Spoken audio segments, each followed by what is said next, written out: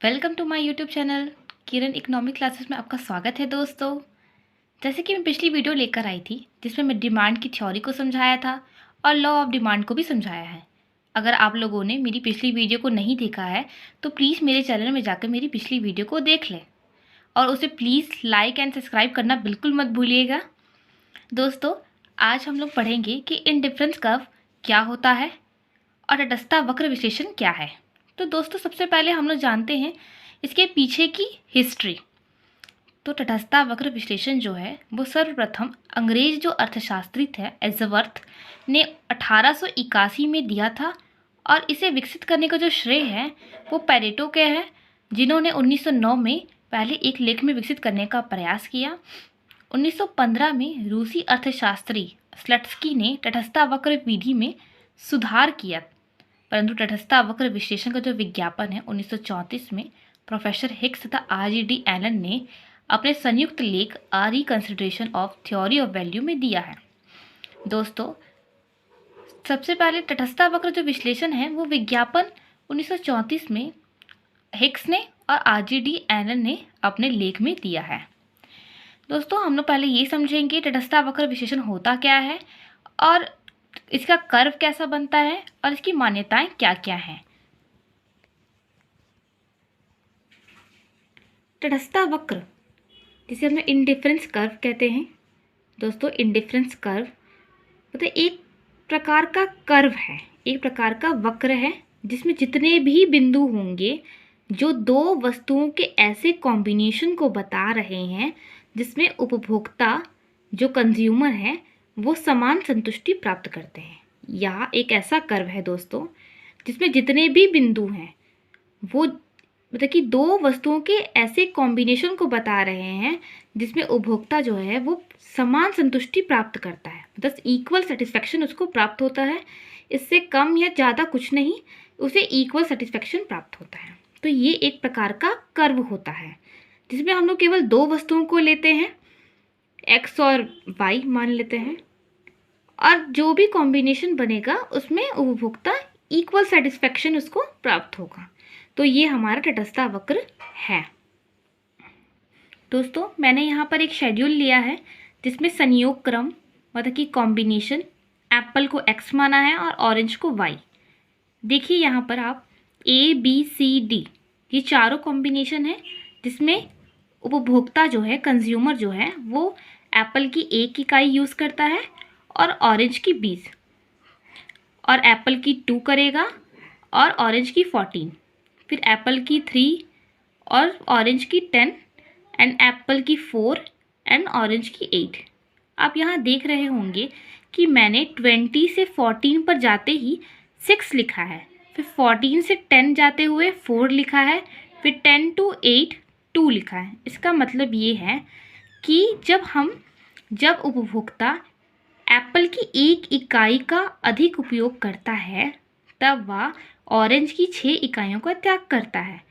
जब उपभोक्ता फिर 1 और इकाई अधिक उपयोग करता है एप्पल की तब वह ऑरेंज की 4 इकाइयों का त्याग करता है। फिर देखिएगा आप, जब वो 3 से 4 एप्पल में आता है तब वह ऑरेंज की 2 इकाइयों का त्याग करता है।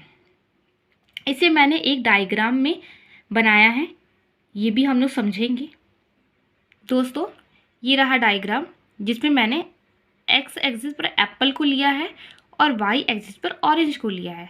आप यहाँ देख रहे होंगे कि 20 ऑरेंज और 1 एप्पल, फिर 14 ऑरेंज और 2 एप्पल, फिर 10 ऑरेंज और 3 एप्पल, और 8 ऑरेंज और 4 एप्पल।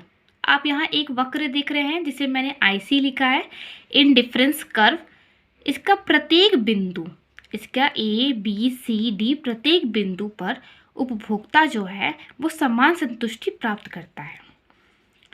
ये इंडिफरेंस जो कर्व है वो दोनों ही वस्तुओं में कुछ और कुछ लिया गया है, कोई भी वस्तु जीरो नहीं है। हम लोग कोई भी वस्तु को जीरो नहीं ले सकते हैं, उपभोक्ता को कुछ ना कुछ लेना ही होगा।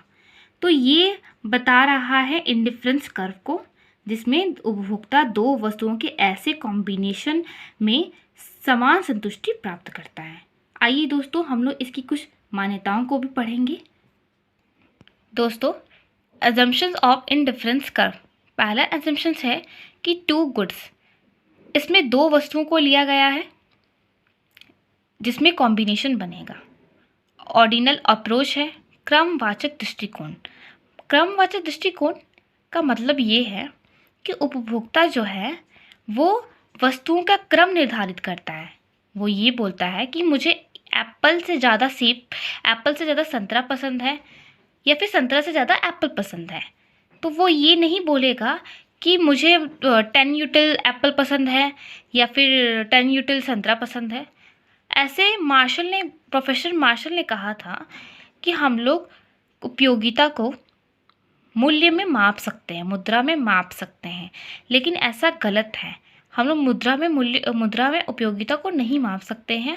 हम लोग केवल अपने अनुभव के आधार पर ये बता सकते हैं कि मुझे सेब से ज़्यादा संतरा पसंद है या संतरे से ज़्यादा सेब पसंद है। हम लोग ये नहीं बोल सकते हैं कि हमें कितनी सेटिस्फैक्शन प्राप्त हुआ, ये हम लोग नहीं बोल सकते हैं। रैशनल कंज्यूमर, उपभोक्ता जो है वो विवेकशील है। यहाँ विवेकशील से मतलब ये है कि उपभोक्ता कोई भी वस्तु का अगर उपयोग करता है तो वह सोच समझकर, उसकी उपयोगिता को समझकर ही उस वस्तु का उपयोग करेगा। वह अधिक उपयोगिता वाली वस्तु का उपयोग करेगा और कम उपयोग वाली वस्तु का उपयोग नहीं करेगा। ट्रांसिटिविटी, संक्रमकता का मतलब यहाँ पर ये लिया गया है कि अगर A, B, C 3 अगर वस्तुएं हैं तो उपभोक्ता को A से ज़्यादा अगर B पसंद है और B से अगर C पसंद है तो उपभोक्ता को A से ज़्यादा C ही पसंद होगा, A नहीं पसंद होगा। तो यहाँ इसको संक्रमकता कहा गया है। घटती सीमांत प्रतिस्थापन दर, यहाँ सबसे पहले दोस्तों हम प्रतिस्थापन का मतलब समझेंगे। प्रतिस्थापन का मतलब ये है कि एक वस्तु के स्थान पर हम लोग दूसरे वस्तु को बदलते हैं। और घटती सीमांत प्रतिस्थापन दर ये बता रही है कि जैसे जैसे हम लोग एक से अधिक वस्तुओं के मतलब उपभोग करते हैं तो जितनी वस्तुएं हम लोग त्याग रहे हैं वो त्यागी गई जो वस्तु होती है वो हम लोग जो दर होगी वो कम होगी। कहने का मतलब ये है कि जब हम लोग वो शेड्यूल में देखें कि जब 20 से वह 14 त्याग रहा था तो वह 6 यूनिट को त्याग सक रहा था, ठीक है। फिर जब वो 14 से 10 गया तब वो 4 यूनिट त्याग रहा था, और जब वह 14 से 10 से 8 गया तब वह 2 वस्तुओं का त्याग कर रहा था। इस प्रकार वह घटती हुई दर से त्याग रहा था। तो इसको ही हम लोग घटती सीमा प्रतिस्थापन की दर कहेंगे। दोस्तों अगर आपको मेरी वीडियो पसंद आई हो तो प्लीज़ इसे लाइक, सब्सक्राइब एवं शेयर करना बिल्कुल मत भूलिएगा, क्योंकि आप लोग भूल जाते हैं। Thank you so much.